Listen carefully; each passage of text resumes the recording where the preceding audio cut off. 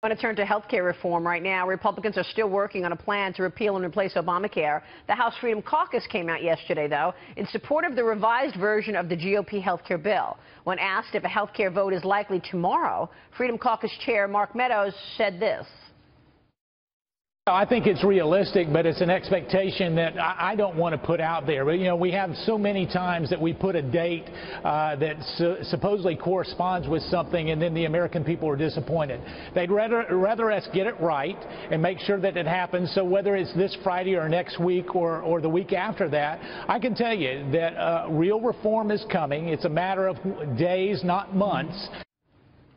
I want to bring in House Republican Conference Chair, Washington Congresswoman Cathy McMorris Rodgers on that. Congresswoman, it's good to see you. Thanks so much for joining us. It's great to be with you, Maria. I want to talk about the legislation that you are introducing today about reining in unauthorized discretionary spending in a moment. But first, let me get your take on where you are right now as a membership on health care. Yes, well, those important member-to-member discussions continue. Our goal is to get the votes to move forward on the repeal and replace of Obamacare. We believe it is very important that every person in this country has a better health care future. So when we have the votes, we plan to take that vote. Yeah. Do you think it will happen within weeks? I mean, we just heard Mark Meadows say, look, it's going to happen. But people aren't so sure because, of course, we saw that the first bill was pulled. So how close would you say we are then, Congresswoman? You know, those discussions continue. This is the legislative process. Right. We have to hear from our members. They just saw the text on the MacArthur amendment.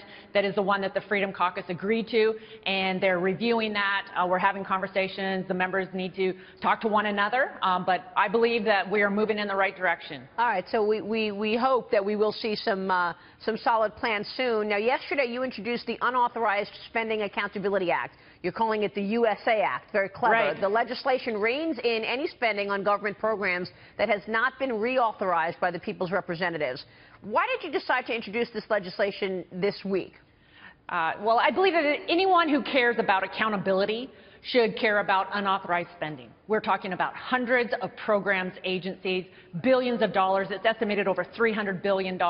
And right now, we are in the process of trying to get the votes to keep the government funded. This unauthorized spending needs to be addressed in this country. We need budget reform.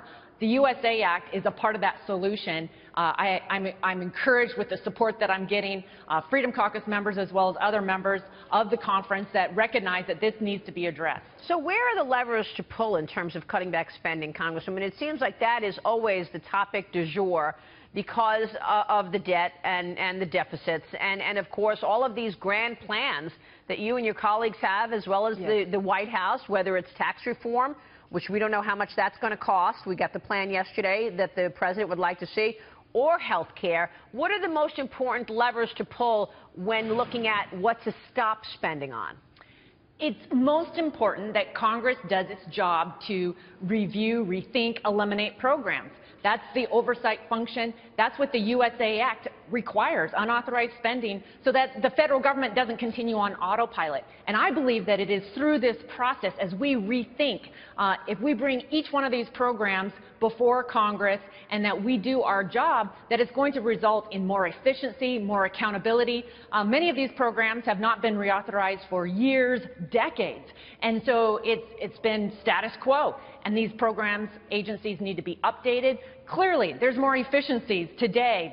We could use technology. We could make sure that they're being more responsive, get people back at the center of this government. So this is a part of the solution when it comes to accountability and transparency in our government. Yeah, you've got to watch the bottom line. Someone's got to be there to make sure that the spending does not go wild, for sure. Let me get your take on this tax plan, Congresswoman, because it's very hard to say what the cost of it is right now because we don't have all the details in terms of the deductions and what might be eliminated and what isn't eliminated. But what was your take when you first heard the details of the White House plan on tax reform?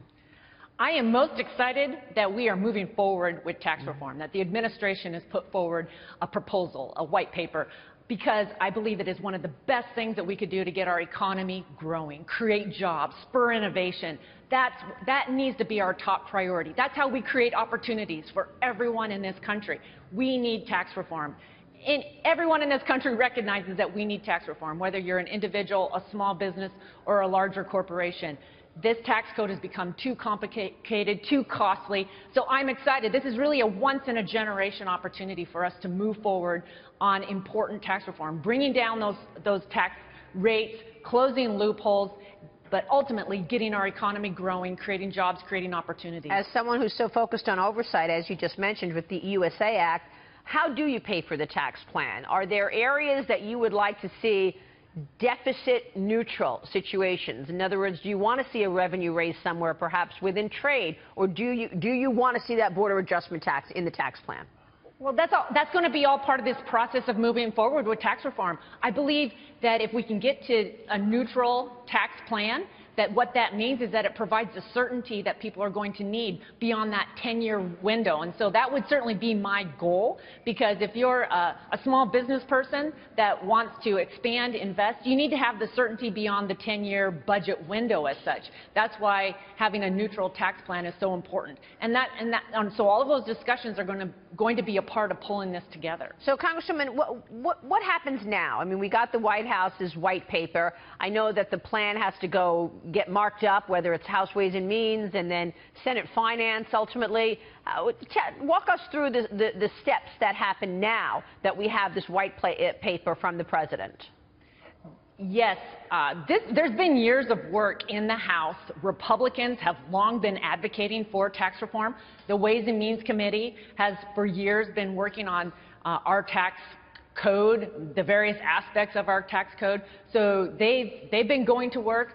The goal is for them to be having hearings, more hearings, right, doing the markup, but ultimately bringing forward a proposal that the House could vote on within the next few months. But are you expecting a fight the way we saw the fight over health care? I mean, for example, the deductions. There are certain congressmen and congresswomen who say, I can't agree to eliminating, for example, the state and income tax deduction. What do you say? Well, that's the difficulty of tax reform. But doing the big things are never easy. Right. But there's a lot of us that are excited about taking it on. We believe that it must happen, and so we're just going to keep working through that legislative process. Terrific. We feel your passion, Congresswoman. It's good to have you on the program this morning. Thanks so much. Thank you. We'll be watching the work done. Congresswoman Cathy McMorris Rodgers there.